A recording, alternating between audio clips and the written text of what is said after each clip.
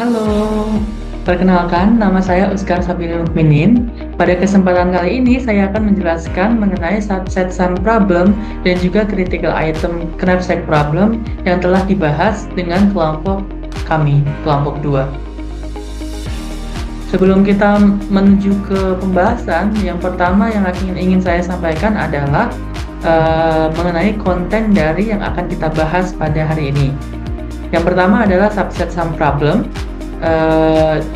Yang akan dibahas di dalam subset sum problem itu sendiri akan ada background, kemudian penggunaan asumsi, kemudian penyelesaian menggunakan program dinamik, kemudian penyelesaian menggunakan branch and bound, dan yang terakhir adalah penyelesaian menggunakan pendekatan tabel.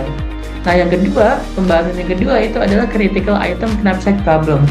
Yang akan dibahas di dalamnya adalah knapsack problem, kemudian summary of approximation ratios, kemudian yang ketiga adalah algoritma epsilon approximate, kemudian yang keempat adalah critical item algorithm, dan yang terakhir adalah contoh permasalahan dan juga penyelesaiannya.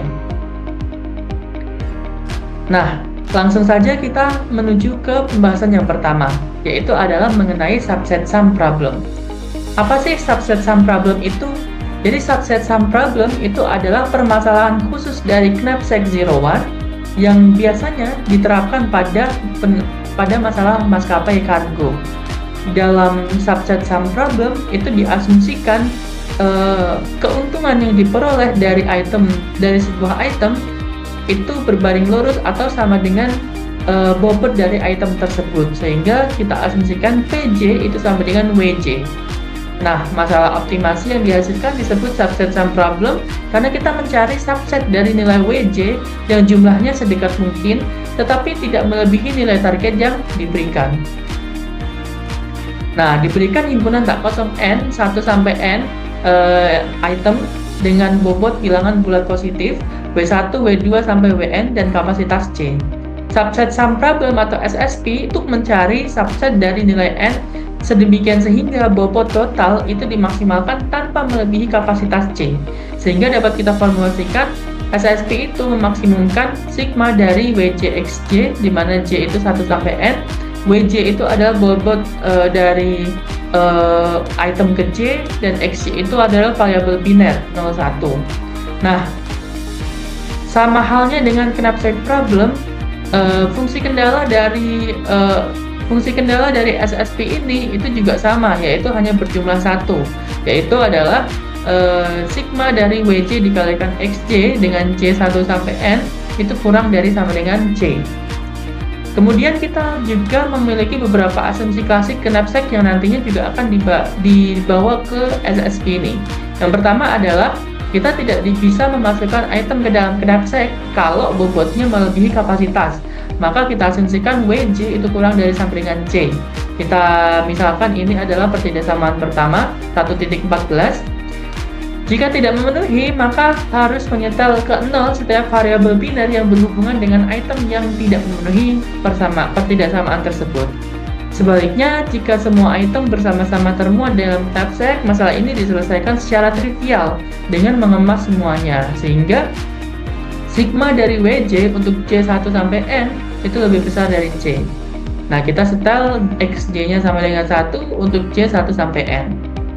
Without lack of generality, dapat diasumsikan bahwa semua keuntungan dan bobotnya itu bernilai positif. Sehingga PJ itu lebih dari 0 dan WJ itu juga lebih dari 0. Dengan J-nya 1, 2, sampai N. Nah, kita juga menggunakan asumsi-asumsi yang tadi untuk masalah SSP. Artinya setiap item J itu termuat ke dalam knapsack, yaitu WJ kurang dari sama dengan C. Dan jumlah berat keseluruhan barang itu melebihi C, yaitu sigma dari WJ itu lebih besar dari C. Nah, tanpa kehilangan generality-nya, diasumsikan juga bahwa semua bobot itu adalah positif, yaitu WJ itu lebih dari 0. Nah, penyelesaiannya dengan menggunakan program dinamik itu bagaimana? Nah, karena kurangnya batasan yang ketat untuk SSP, pemrograman dinamis mungkin merupakan satu-satunya cara untuk mendapatkan solusi optimal dalam waktu yang wajar, karena tidak ada solusi untuk masalah keputusan SSP decision. Selain itu, program dinamik sering digunakan untuk mempercepat algoritma branch and bound dengan menghindari pengulangan mencari subsolusi dengan kapasitas yang sama. Nah, Bellman recursion untuk KP disederhanakan dengan mudah ke SSP. Pada setiap tahap diberikan ZJD untuk J-nya 0 sampai N dan D-nya 0 sampai C. Itu adalah nilai optimal solusi subproblem SSP yang ditentukan pada item 1 sampai J dengan kapasitas D.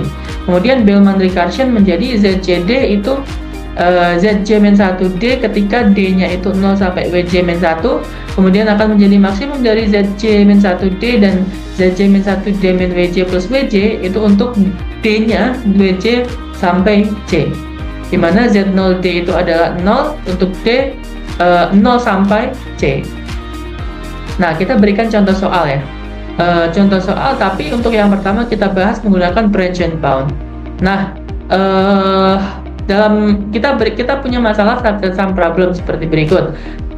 N-nya kita asumsikan jumlah itemnya itu 10, WJ-nya itu 41, 34, dan seterusnya sampai 3 sampai item terakhir, dan C-nya 50. Nah, akan diselesaikan menggunakan branch and bound. Sama seperti branch and bound pada KP, kita mulai dari state awal, set 0.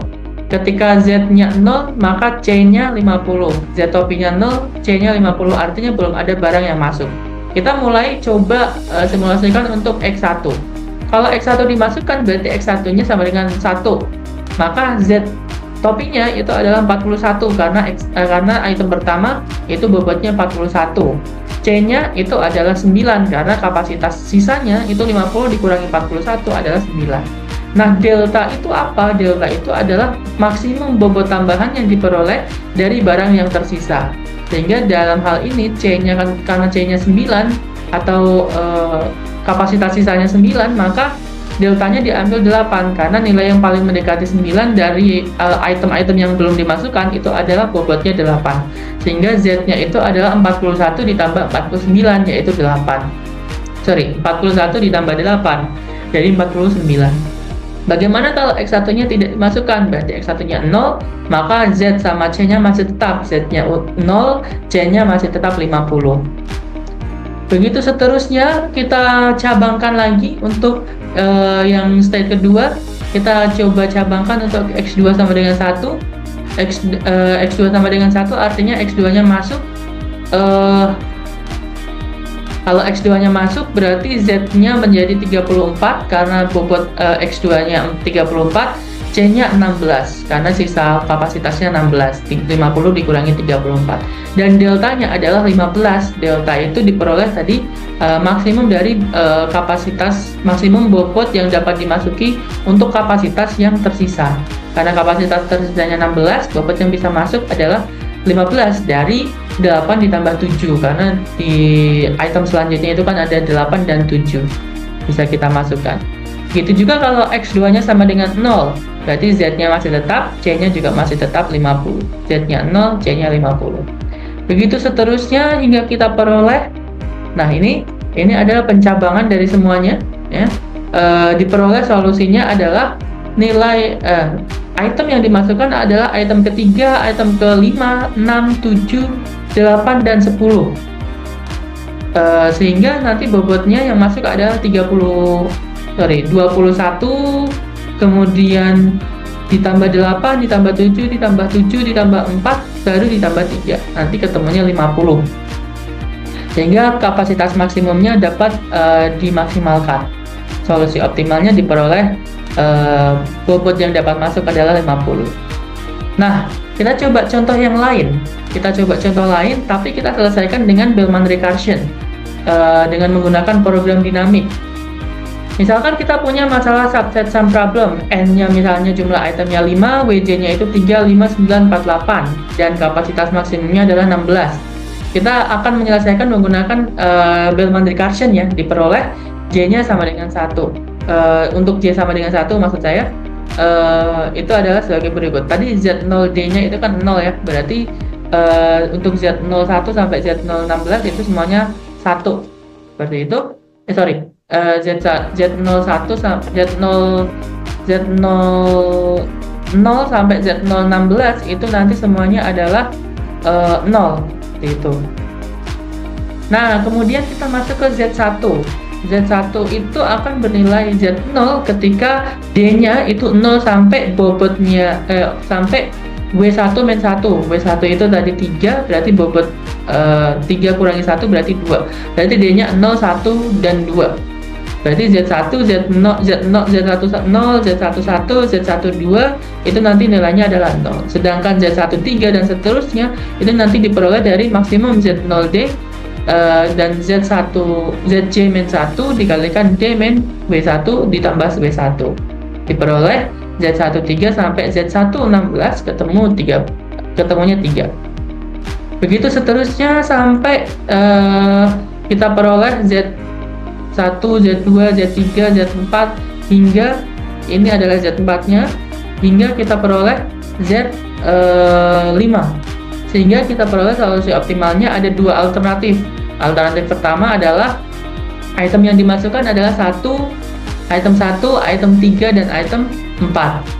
Atau alternatif lainnya adalah item yang dimasukkan adalah item 1, item 2, dan item 5. Seperti itu. Nah, bagaimana kalau kita menggunakan metode lain? Apakah ada metode lain? Tentunya ada untuk menyelesaikan permasalahan SSP ini. Kita misalkan kita akan menggunakan pendekatan tabel di dalam menyelesaikan masalah SSP ini. Kita misalkan punya himpunan yang sama, total kapasitasnya sama, ya, himpunan bobotnya itu adalah 3, 5, 9, 4, 8, kapasitasnya adalah 16, ya. Kita coba untuk menggunakan tabel. Nah, di sebelah kiri ini 3, 5, 9, 4, 8 itu adalah untuk yang bobotnya. Kemudian yang atas kita isi dengan kapasitasnya 0, 1, 2 sampai 16. Kita coba dari kita coba masukkan kotak-kotak yang ada di sini, kita akan menginput kotak-kotak yang ada di dalam sini itu dengan variabel biner 0 atau 1. 0 untuk false, 1 untuk true, atau dalam hal ini nanti mungkin saya akan menggunakan true atau false, ya, true atau false. Kita coba mulai dari 3, 0. Kita cari subset dari 3 yang kalau dijumlahkan itu ketemunya 0. Apakah ada? Oh, ternyata ada. Subset dari 3 itu adalah himpunan kosong. Himpunan kosong kalau dijumlahkan 0. Berarti di sini kita isi dengan true. Nah, kita isi dengan true. Nah, kemudian yang selanjutnya adalah yang bawah. Yang bawah itu kita isi dengan kita cari subset dari 3 dan 5 yang kalau dijumlahkan ketemunya 0. Oh, ternyata masih tetap ada, yaitu himpunan kosong. Ya udah, berarti 0 juga. Ya, berarti yang ke bawah juga sama, tidak hanya 9 saja tapi 3, 5, 9 himpunannya. Begitu juga 4 dan 8 itu juga sama, nanti pasti ada himpunan kosong sehingga nanti 0-nya semuanya bernilai true. Bagaimana dengan item pertama? Item pertama itu coba kita masukkan variabel binernya terlebih dahulu. Nanti untuk item pertama itu di angka 1 itu nanti akan bernilai false. Kenapa? Karena tidak ada karena tidak ada subset dari 3 yang kalau dijumlahkan ketemunya 1. Berarti di sini kita tulis false. Nah, kalau yang 2 itu apakah ada item yang subset dari 3 yang kalau dijumlahkan 2? Ternyata tidak ada, berarti kita masukkan false nanti. Kalau yang 3 itu pasti ada. 3 kan subset dari 3 itu sendiri, berarti kita masukkan 3. Berarti true. Selain itu semuanya akan bernilai false. True. Nah, semuanya bernilai false. Lalu kita coba masukkan untuk yang kelima. Untuk yang kelima itu item kedua dengan bobot 5 maksud saya, itu subset dari 3 dan 5 yang kalau dijumlahkan ketemunya 1. Tidak ada, berarti nanti di sini false. Di sini juga false. Nah, di sini pasti true. Kenapa? Karena ada 3. 3 itu subset dari himpunannya, yaitu 3, 5. Jadi sini true. Terus kemudian 5 juga true, karena nanti 5 itu adalah subset dari 3 dan 5. Dan juga nanti 3 ditambah 5 itu adalah 8. Berarti di sini juga true. Berarti nanti di item kedua itu yang bernilai true adalah 0, 3, 5, dan 8. Kita buktikan. Nah, true, selain itu false. Ya. Begitu juga sampai ke bawah, nanti 9 juga sama. Dicari, berarti 9 itu nanti 359 kan. Berarti nanti true-nya adalah 0, 3, 5, 9 yang sudah pasti. Terus 3 ditambah 5 itu 8, ini juga true. Terus 5 ditambah 9 itu 14, ini juga true. 9 ditambah 3 itu 12, ini juga true. Nah, nanti yang bawah juga sama, yang kolom yang sel yang bawah juga sama langkahnya. Nah, kita peroleh semuanya seperti ini. Sudah kita temukan true dan false-nya. Sekarang langkah selanjutnya adalah kita cari dari yang paling kanan yang bernilai true. Yang bernilai true ada 2 ternyata. True di sini sama yang bawahnya. Item keempat sama item kelima. Ya, berarti item keempat sama item kelima kita ambil salah satu. Misalkan ambil yang item keempat terlebih dahulu. Maka nanti item keempat kan bobotnya kan 4, berarti 16 dikurangi 4. Oh, ternyata 12. 12 berarti kita cari yang true juga. Berarti di sini 9. Yang item ketiga berarti 12 dikurangi 9. Ini kita lingkarin terlebih dahulu. Nah, 12 kurangi 9 itu 3. Oh, ternyata di sini true-nya. Ya udah, berarti 3 itu masuk ya, yang item pertama. Sehingga kita peroleh item-item yang dapat dimasukkan ke dalam knapsack itu adalah item pertama, item ketiga, dan item keempat. Item pertama, 3, dan 4. Selain itu tidak dimasukkan. Lalu bagaimana? Karena tadi bagaimana dengan alternatif lain? Tadi kan kita singgung ya di awal bahwa 16 itu kan ada 2 ya yang true-nya. Berarti kita coba sekarang yang simulasikan yang bawah, yang item kelima. Item kelima berarti 8 ya. 16 kurangi 8 itu 8. Berarti di sini nanti true-nya yang selanjutnya itu adalah yang ini. Nah, ini. Terus kemudian karena di sini 5 berarti 8 kurangi 5 itu adalah 3 ya, di sini true-nya ya. Berarti nanti yang item yang dimasukkan adalah item pertama, item kedua, dan item kelima. Seperti itu. Nah, item pertama, kedua, dan kelima. Oke, ternyata hasil yang diperoleh sama dengan hasil yang kita cari menggunakan Billman recursion program dinamik tadi. Jadi menghasilkan solusi optimal yang juga sama. Jadi kedua metode ini bisa digunakan untuk menyelesaikan subset sum problem. Nah, selanjutnya yang akan dibahas di dalam presentasi kali ini itu adalah mengenai critical item problem. Untuk knapsack problem maksud saya. Nah, critical item untuk knapsack problem itu pertama kita akan membahas terlebih dahulu knapsack problem. Nah, tujuan dari 01 knapsack problem itu adalah mengisi knapsack dengan kapasitas maksimum C elemen N dengan berat WI-nya juga elemen N dan keuntungannya PI itu adalah elemen N juga. Dan sehingga total berat dari barang-barang yang dimasukkan tidak melebihi kapasitas. Sementara total keuntungan mereka dapat dimaksimalkan. Sehingga maksimum dari kita akan memaksimumkan sigma dari PI dan dikalikan XI untuk I-nya 1 sampai N. Nah, kendalanya juga sama seperti saya singgung di awal bahwa knapsack itu kendalanya satu, yaitu adalah sigma dari WI XI untuk I-nya 1 sampai N kurang dari sama dengan C. Sama XI-nya juga adalah variabel binar ya, untuk setiap I 1 sampai N itu jumlah itemnya. Nah, kemudian variabel keputusannya X1 sampai Xn adalah keputusan dimasukkan atau tidaknya barang ke dalam knapsack. XI-nya 1 kalau dimasukkan, kalau tidak dimasukkan berarti 0. Without loss of generality, WI-nya itu kurang dari sama dengan C untuk setiap I-nya 1 sampai N, dan sigma dari WI itu lebih dari C. Nah, pada masalah min KP diberikan fungsi tujuan untuk meminimasi fungsi berikut. Kita akan meminimumkan sigma dari I sama dengan sigma dari PI dikalikan YI untuk I-nya 1 sampai N. Apa sih YI itu? YI itu adalah 1 min XI.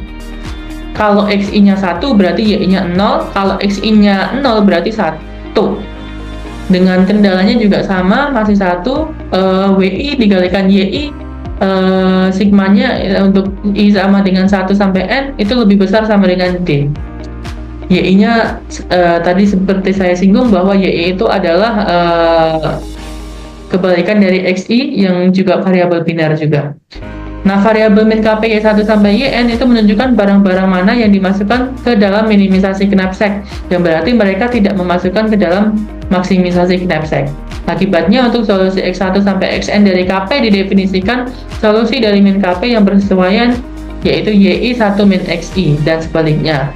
Masalah NP hard subset sum problem dan minimization SSP, min SSP menunjukkan kasus khusus dari KP dan min KP di mana PI sama dengan WI untuk semua I 1 sampai N. Nah, selanjutnya summary of approximation ratios. Kita membahas terlebih dahulu definisi aproksimasi itu apa. Sebuah algoritma dikatakan epsilon approximate jika solusi yang dihasilkan memiliki deviasi relatif terhadap solusi optimal itu tidak lebih dari epsilon. Untuk masalah maksimisasi, solusi aproksimasi Z harus memenuhi Z lebih dari sama dengan 1 min epsilon dikalikan Z star, di mana Z star itu adalah solusi optimal. Untuk masalah minimisasi, solusi aproksimasi harus memenuhi Z-nya kurang dari sama dengan 1 plus epsilon dikalikan Z star. Nah, di dalam artikel yang kami bahas itu ada beberapa algoritma epsilon approximate, ada critical item, greedy dan min greedy untuk KP dan min KP, kemudian SSP dan min SSP itu juga ada beberapa. Namun yang akan dibahas pada presentasi kali ini hanyalah critical item untuk masalah knapsack problem. Nah, oke, langsung masuk ke critical item. Nah, kita menggunakan buku dari Martello dan Toth. Dalam buku tersebut dijelaskan bahwa prosedur penemukan critical item dalam waktu ON itu adalah untuk setiap item J elemen N didefinisikan dengan RJ sama dengan PJ per WJ. Artinya RJ itu adalah rasio keuntungan dan bobotnya, dengan PJ dan WJ masing-masing adalah profit dan berat item ke J. Prosedur ini membagi himpunan N menjadi 3 bagian, J1, JJ, dan J0.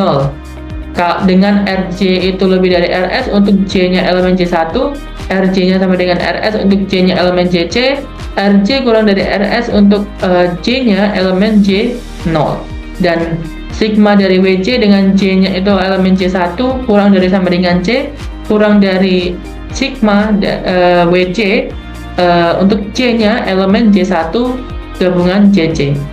RS itu adalah rasio kritis yang membagi JC, J1, JC, dan J0, dan proses ini melibatkan penentuan partisi himpunan N dan menghitung total berat pada masing-masing subset yang memiliki total berat kurang dari kapasitas C. Nah, critical item KP adalah solusi dari masalah knapsack yang mencakup keputusan apakah item J dimasukkan ke dalam knapsack atau tidak. Solusi ini dihitung berdasarkan nilai XJ yang merupakan variabel keputusan yang menunjukkan apakah item J dimasukkan ke dalam knapsack dengan XJ-nya sama dengan 1 atau tidak, berarti XJ-nya sama dengan 0. Maka rumus untuk solusi CKP adalah sebagai berikut: XJ-nya 1 untuk J-nya elemen J1 gabungan E1 sampai sigma min 1, XJ-nya sama dengan 0 untuk J-nya elemen J0 gabungan E sigma plus 1 sampai EQ, di mana J1 itu himpunan item yang dimasukkan ke dalam knapsack, J0 adalah himpunan item yang tidak dimasukkan ke dalam knapsack. E1, E2 sampai E sigma min 1, E sigma plus 1 sampai EQ adalah urutan item yang ditentukan oleh algoritma. Nah, ini adalah algoritma yang kita gunakan dari buku Martello dan Toth. Kita translate ke dalam bahasa Indonesia dan ke dalam bahasa yang mudah dijelaskan. Yang pertama, inisialisasi. Kita menginisialisasi terlebih dahulu. Pertama, kita menentukan variabel yang diperlukan, C1, J0, JC, C, kemudian C bar, kemudian kita menginisialisasi himpunan J1 itu sama dengan himpunan kosong dan J0-nya juga himpunan kosong. Untuk kita tentukan himpunan JC sebagai himpunan semua item yang belum dipartisi. Nah, proses partisi berdasarkan rasio. Itu yang pertama kita menentukan mediannya. Median itu diperoleh dari mana? Median itu adalah median dari atau lambda. Median itu dilambangkan dengan lambda, itu adalah nilai tengah dari rasio PC per WC dari tiap item C.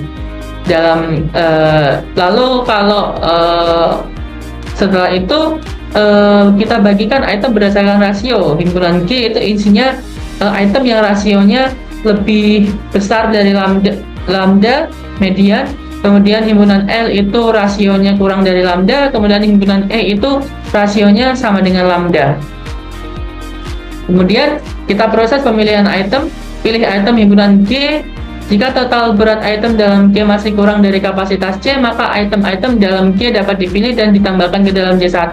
Pilih item himpunan L.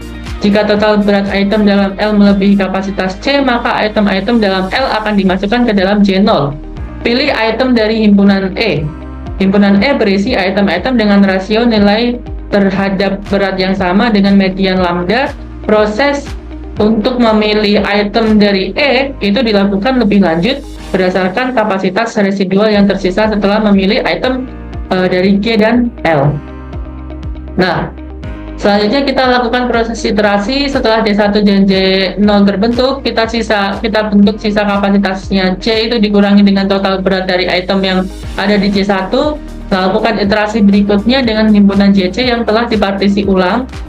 Kemudian proses ini dilakukan berulang kali sampai kita lakukan berulang kali dengan mengeliminasi setengah item pada setiap iterasi, karena setengah item yang lebih kecil dari median akan dipisahkan ke J0 dan setengah item yang lebih besar dari median akan dipisahkan ke G. Nah, yang selanjutnya terakhir itu adalah pencarian critical item. Setelah beberapa iterasi, proses akan berhenti kalau tidak ada lagi perubahan dari pembagian item J1, J2, JC gitu ya. Critical item S adalah item yang dapat digunakan untuk mengisi kapasitas residual C bar, yaitu kapasitas knapsack yang belum terisi setelah memilih item dari J1. Item S biasanya dipilih dari himpunan JC dan dapat diambil sesuai urutan rasio nilai terhadap berat untuk mengoptimalkan pemilihan. Nah, langsung saja kita menuju ke contoh kasus. Misalkan ada 5 item yang tersedia. Itemnya masing-masing item 1, 2, 3, 4, 5 dengan keuntungan dan bobotnya masing-masing. Lalu kita juga bisa menentukan PI per WI-nya, rasionya masing-masing item. Nah, kita lakukan langkah pertama, inisialisasi. Himpunan J1 dan J0 adalah himpunan kosong. JC-nya kita masukkan semuanya. Maka kapasitas totalnya C-nya itu adalah 50. Menentukan median lambda. Lambdanya kita peroleh lambda sama dengan 5 dari rasio yang tadi kita peroleh. Nah, kita mulai dengan iterasi pertama. Kita bagi ke dalam GLE. Kita peroleh G-nya 14, L-nya 3, E-nya 25 karena G itu rasionya lebih dari lambda, L itu rasio kurang dari lambda, E itu adalah rasio sama dengan lambda. Nah, kita hitung total berat dari G sama E. Total beratnya adalah W1, yaitu 10 tambah 15 sama dengan 25. Nah, makanya sisa kapasitasnya 50 kurangi 25, yaitu 25. Karena masih ada sisa kapasitas, maka J0 diperbarui dengan J0 gabungan G itu 1 dan 4. Kita update lagi JC-nya 235.